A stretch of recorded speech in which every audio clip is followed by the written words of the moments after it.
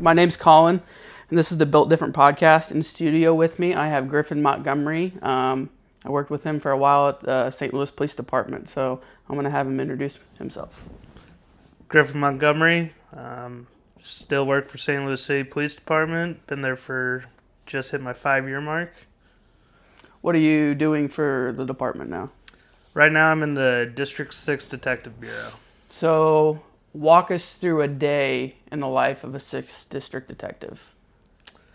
So come in, check your caseload, see what's been assigned to you for the week.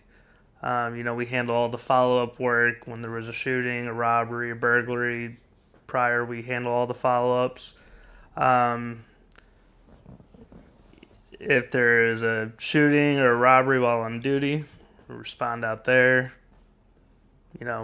Get surveillance video, do on-scene investigations, handle any wanted cards. If, people were placed out wanted for committing a crime, we question them, decide if they're going to get booked that day or cut them loose, and so forth. What's your caseload look like? Are you usually sitting on a lot of cases? Oh, yeah. Yeah. Oh, yeah. Yeah. I mean, you were in District 6, how many shootings and robberies there are in a week. I mean, it's... They drown you in it, for sure. Yeah, I definitely... I don't envy you in that job. Yeah, it's there's no keeping up. It's just chipping away as much as you can. How's that correlate with your home life? The wife is very supportive. The bureau is starting an hour later is nice for the kid and whatnot, but also, started vacation this week, and I've already been to work yesterday and today. Yeah. And I'm sure I'll be in there tomorrow as well, so it can get a little aggravating at times when the wife is stuck with the 2-year-old menace, but... Yeah, how is your kid doing? He keeps me busy. He keeps me busy. He's awesome. Love him to death. But, man, he is a handful. That's awesome. Let's talk about, because I know it has changed a lot, and I kind of hit on this with RUMSA, but how much has your career changed? You've got three years on now? Just hit 5. My goodness. 5 from when I started the academy. Yeah, I guess that would be. Yeah. I don't know why I said 3. Yeah. Okay, so you've got 5 years on. So how much has not only the department changed from your start, but also just the people that you've worked with? Well, I mean, the department as a whole, I mean, it's almost seems like it's 180'd since I've been on. Not saying necessarily good or bad, but I mean, staffing alone, I remember showing up to work and almost every car was filled with 2 officers, and we went out as a group. We were doing our running and gunning, and now you show up and there's 4 total officers for the district when, on a perfect world, there'd be, 18, 19? Yeah. So, I mean, staffing alone has changed so much. It's definitely a struggle, especially, just in any department, I think, in the U.S. nowadays. Absolutely. But, St. Louis is definitely struggling with that as a whole. I remember when I came on, like you said, there was, I think, a full staff platoon. There's three platoons per district. A full staff platoon with 18. Yeah. 18, 19 officers. And very rarely was there a one-man car besides the cruiser driver. And there's never a deadheaded car. Nope, never. They would split up a partnership before they would deadhead a car. And now there's more deadheaded cars than there are manned cars. It's insane. Yeah, it's wild. And you used to be able to maintain beat integrity for the most part whenever I came on, and I'm sure but now I'm sure it's just free for all. You just get to what you can get to. And I mean, I can't. I don't know the last time I've logged in to our MPS at work and seen pending calls. And I mean, there's even times, and I'm not by any means saying that I'm slow, I have downtime in the bureau, but sometimes they're drowning so bad I just have to hop in a car and, get out there and help them out because, I mean, when the next shift shows up and there's 30, 40 pending calls, it's just, you're just going to keep drowning. Mm-hmm. Let's talk a little bit about, you've got 5 years on now. I'm sure you've learned a lot of life lessons in that time frame. Being on the north side, for some of the years, probably one of the, if not one of the most dangerous parts or areas in the U.S. even. So let's just talk about some of the stuff that you've learned in that time. I mean, on a professional level, keep your head on a swivel for sure. Don't get complacent. That is the number one thing. Is complacency is what gets people hurt or killed. Yeah, and it's noticeable, and the bad guys notice it too. Mm-hmm. On a professional level, a personal level, being just bombarded with caseloads and work constantly is just, sometimes you got to go home and turn the off switch and be with your family and just you just got to forget about it. It'll be there the next day when you get there, that's for sure. How do you decompress? There's quite a few ways I've picked up. Go home, hang out with the family, go do stuff with the kid, take him to a park, take the dog for a walk, go grab a beer with some buddies, hang out. Whether it's pick up a show with the wife or go to the movies or grab dinner with her. Something to just take your mind off of it for sure. Right. Yeah, I remember being a brand new officer, living by myself in downtown St. Louis, and I didn't understand the decompression thing at the time. I would go straight home from work, go to sleep, and when I got off FTO, it got even worse because I would go straight home from work, go to sleep, go back in and work another 2 shifts, and then go back home, crash for 8 hours, go back to work. I mean, you got those. I mean, not early years on, really every year, you're needing to work extra. Yeah. For that pay. Yeah. You got to have some overtime, and I mean now I don't see how they could ever say no to overtime with how short they are. But yeah, I mean that same thing is going home and then just being like, I'm cool, go to bed, whatever, start over. I mean, it just starts just burying you. It's a vicious cycle. Oh yeah. So, with any job, you're going to have the good and the bad times. Let's talk about some of the good times first. Just some of the things that you reminisce over or you miss, or you're like, man, that was a good month I had on the job, or good times. Yeah, I mean, for sure, the better times that come to mind is I started out on FTO, got off FTO, went to Night Watch, and when I got off Night Watch, I got put on your squad. Me and you were partners. There's Corporate and Hines, Nelson Spees, and then just every single day. Don't forget about Pettit. Pettit came. I was going to bring him in a little bit. I didn't want him feeling left out. No, don't worry, we got you. Absolutely not, Pettit. We love you. But just getting together right after roll call and be like, who are we going after, or what block are we going after? We always had like a set plan for that day. I mean, I remember it usually revolved around the crime that was happening at the time and stuff. Yeah, I mean, I remember just rolling down Davison 2 cars deep while we had a car in each alley, and people would just scatter. People on the street got who they could get. Everyone else in the alleyways were just violent criminals. Oh God, yeah. I mean, there was never a time we hit that block and didn't get guns killers, or drugs or shooters, anything, for sure. I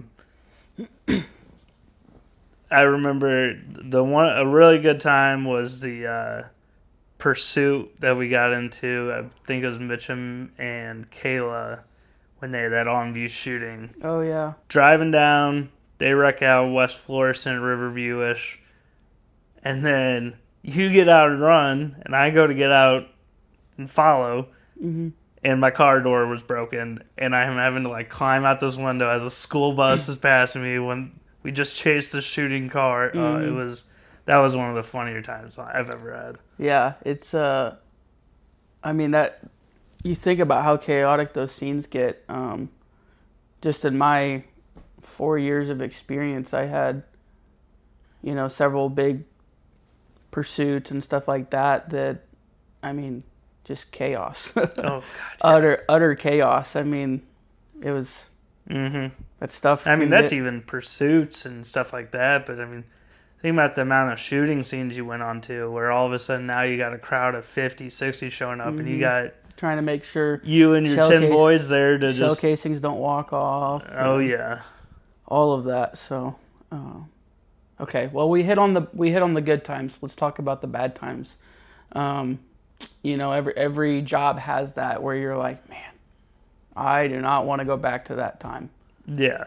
I mean, I'll briefly talk about just, getting stuck super late, just getting handed a mess that you didn't want anything to do with and it just fell in your lap. But I mean, the worst time, hands down, is, when you and Speece got shot, chasing the car, and then, you and Speece took off. I was probably stopping my car, I don't know, 100 feet behind you guys, and then you're already light years faster than me, and now I'm behind you and got to catch up.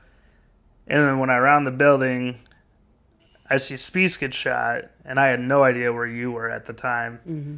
And then just realizing, like, well, Colin's not answering the radio. There was an eruption of gunfire. Mm-hmm. And then just seeing, Jordan Taylor and all them drag you out. Just County and other guys drag Speece out there. And then I get thrown in a car. And I don't know what is going on.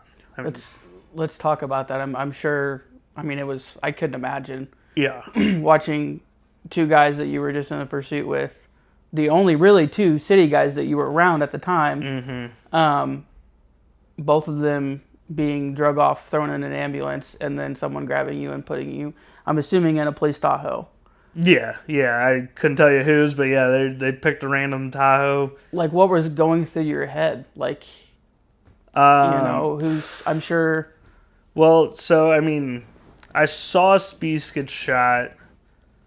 And then, after help came, I kind of saw Speece and was like, okay, he got shot, but, I'm not seeing blood squirting out. Mm-hmm. He's talking. He's awake. He's looking as good as you can be for getting shot. Mm-hmm. And then I see them drag you out from the side. And, you were white and just lifeless. Seeing all the blood was just like, what the hell? And then, after all said and done, what felt like 10 minutes later, they finally realized I was involved as well. Mm-hmm. So I get stuck in the car because, after you're involved in this incident, you have to be separated. Yeah. They stuck me in a car with Andy Kelly just to have somebody in there with me. And then Milliken, Andy calls Milliken, the attorney, as you always do when involved in a critical incident like this. And, what you're supposed to do is be there, wait for everything to get settled down, then you go to IA to be, drug tested, breathalyzed, all that. But then I heard Milliken say, like, we're not going to IA. Go to the hospital. Colin just died. And my window is cracked, so I don't think he expected me to hear that. Mm-hmm. And then I just lost it. Mm-hmm. And I was a mess after that. Yeah. Yeah. Yeah. I've talked to a lot of people about it, and my one thing, I felt, I felt for Nate and felt for everyone, felt for my family that felt like that, but I just couldn't imagine being in your stance that day. What like people are just shoving you in a car. No one really wants to talk to you because you've obviously got all the info and they don't want to be involved in the investigation at all. Absolutely. They're just wanting to get you to where you need to be and get you questioned and all of that, which is standard for any type of situation like that. But watching us get dragged off and thrown into the ambulance and not knowing the outcome of that is... Yeah, I mean, because it was so much not knowing, which was the worst part. Like, even, when after Spieth got shot and, the scene was, I guess, secured, as secure as it could have been, I still didn't even know where you were. And I was just, after I didn't hear you on the radio, I just keyed up and was just like, give me 2 ambulances. Because I was like, I don't know where the hell Colin is. And, we just heard, I don't know what, 20, 30 rounds crack off. Mm-hmm. So, yeah, there was just so much not knowing from the very get-go. Start to finish. But, that's how we rolled. We got off in a half hour. It was our Friday. We had the weekend off, and we decided to jump a car on the opposite side of the district with no help there because, everyone else wants to make relief on time. And in no ways do I blame anyone for that at all. Mm-mm. But, that's what we did. That was the relief didn't care. Away. Yeah, we did not care. I walked out of headquarters from an interview with DEI. Yep. And I'm sure we probably called you on the way. Oh, yeah. I know I called a couple other officers knowing that this car was there. That's kind of how our squad worked. Oh, yeah. It's just like, get ready to roll in, for sure. Yeah, it was chaotic, for sure. And, God bless my wife for... I mean, I was a mess for weeks after that because, Spieth obviously, once again, as fine as he could be for being shot. He still got shot, and, I'm not going to go into any additional trauma. That's none of my business to speak on. I don't know anything like that he might be dealing with. But just seeing, like, your recovery, and it's still, like, it's... We're not out of the clear yet. There was still, like I said, from the very get-go, till you were discharged. It was, even after you were discharged, there was still so much just not knowing, for sure. Yeah. All right, well, we'll get off of that topic now. Yeah. Let's see. So we kind of touched on, your progress through the department and stuff, and obviously, I mean, our shooting, how much time did you have on at the time? That would have been, if you're starting from, the beginning of the academy, 2 years. Okay. Yeah.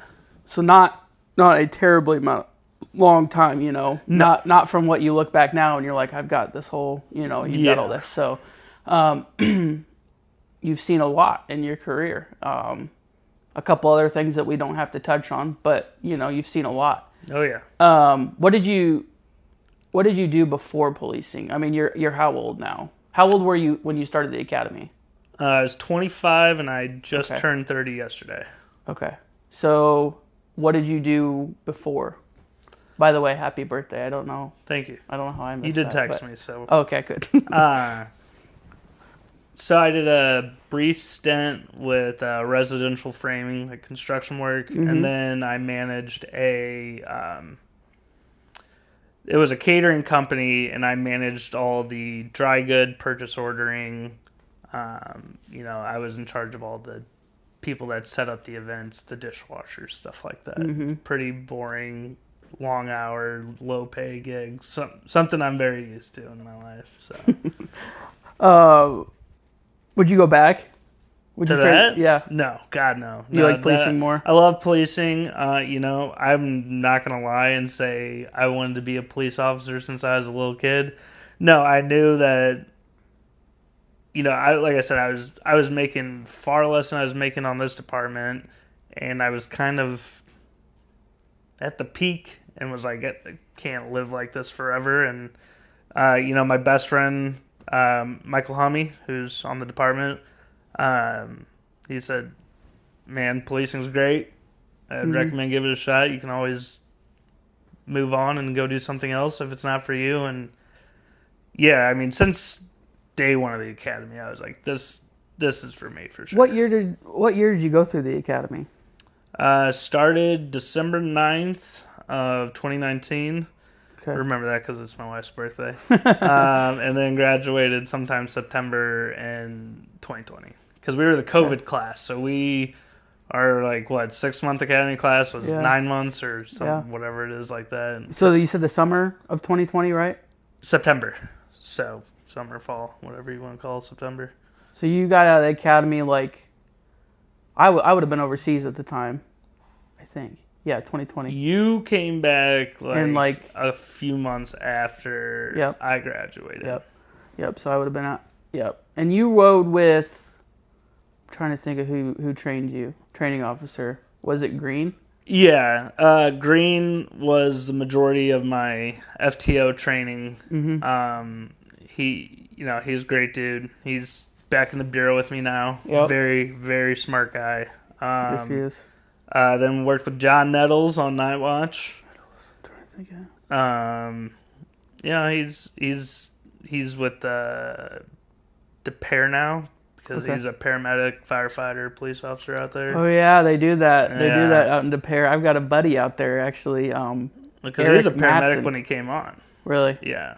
Yeah, Eric Matson was in the academy with me, and he went out to DePere, and he likes it a lot. Yeah, you work like 2 24-hour shifts, and you get like 2 weeks off. And how do they do that? They do like, so when you're a cop and then you're a paramedic, or? Yeah, so I think, and don't quote me on this, it was something along the lines of like 12 hours of your shift, you're a firefighter, 8 hours, you're a cop, 4 hours, you're a paramedic, something along those lines. That's I don't wild. know exactly how it is, but yeah, they do that. And he tells me that sometimes they'll respond to a call like in the fire truck wearing their police gear.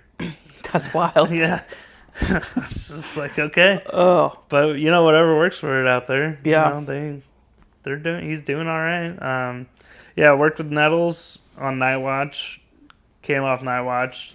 Rode with you. Came to the relief squad And worked with you.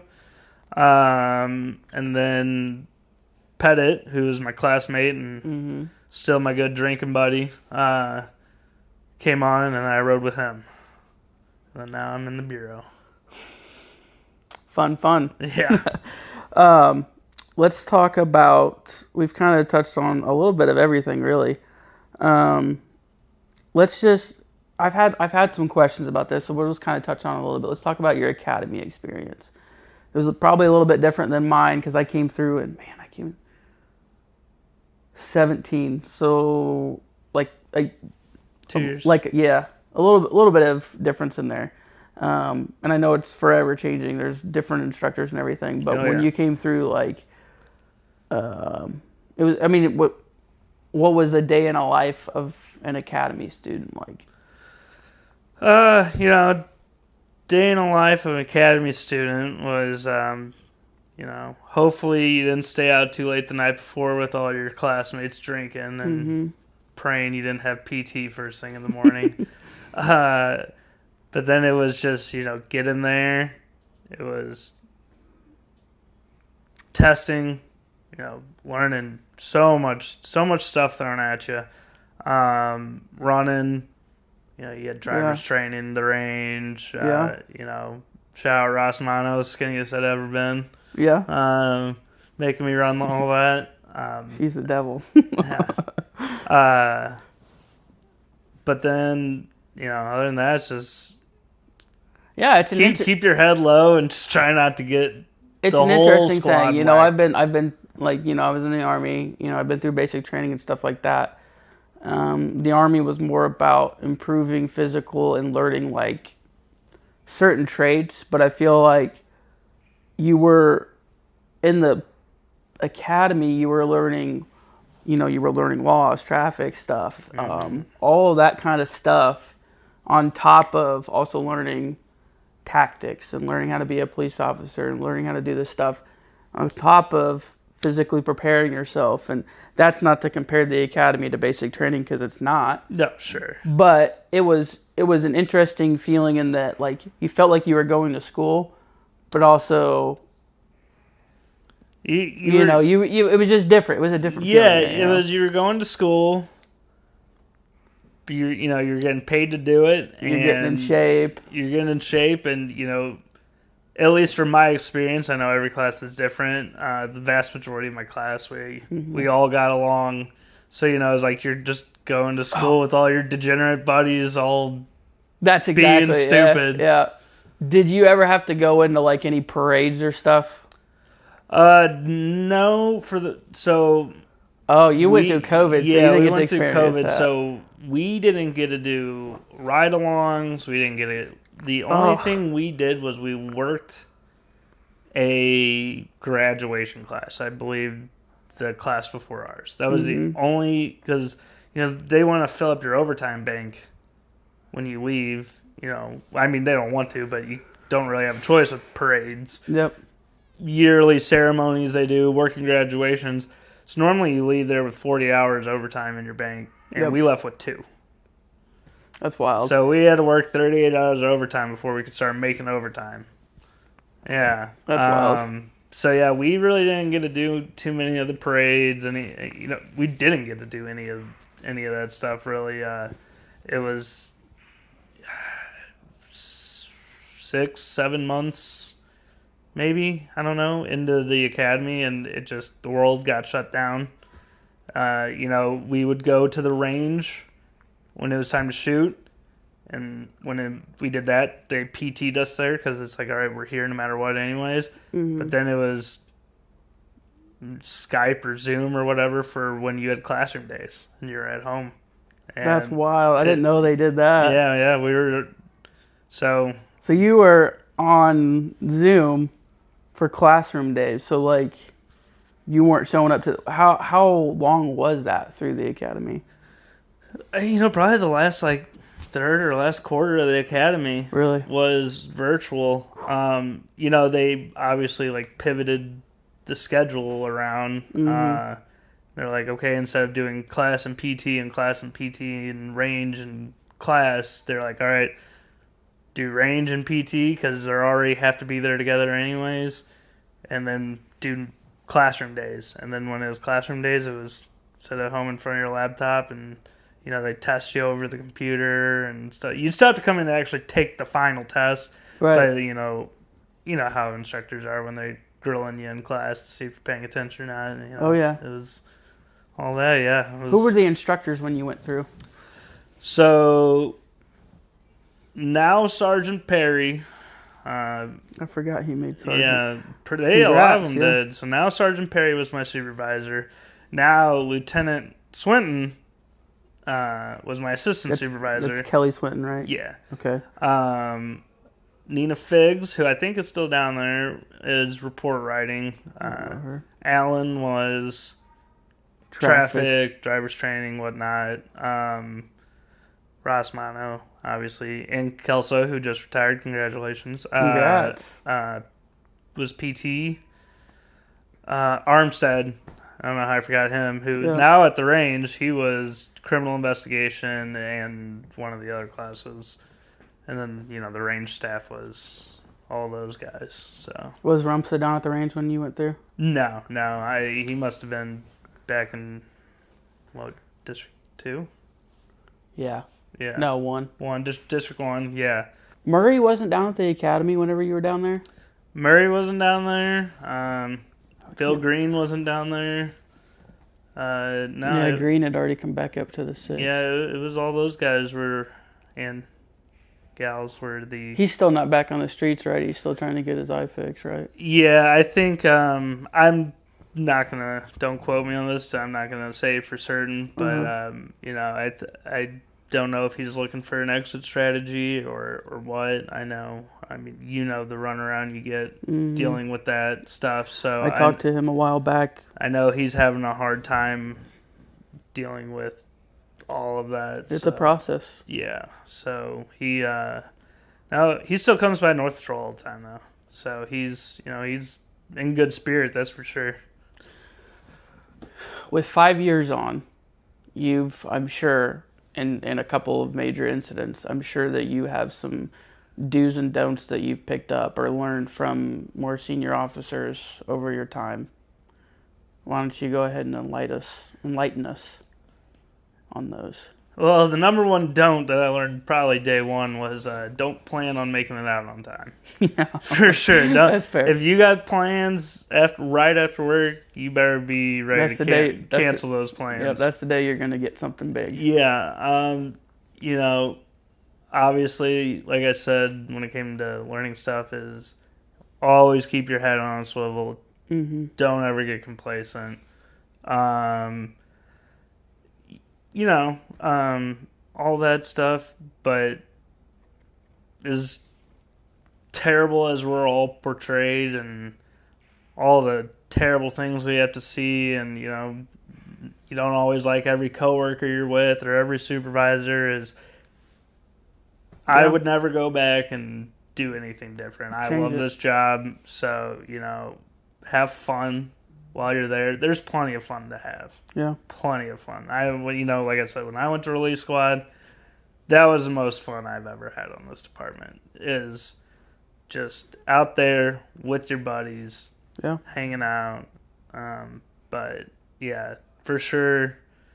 And then, when you get home, decompress, like we said, because it's, some days are easier than others for sure. And God bless my wife for sticking with me this long, because I don't know how she does it. Thank you, Mary. Yeah, thank you, Mary. We love you. But yeah, the job changes you for sure. It does. It just, there's no way this job, at least with a major municipality like us, isn't going to change you. There's no way. The things you see, the things you do, but, just keep it under control. Everyone changes all the time, but, just don't let it change you for the worse, for sure. But, yeah, that would be my advice. Okay. All right. Well, thanks for coming on, Griffin. Awesome. Thank you, Colin. Thanks for having me. Yep.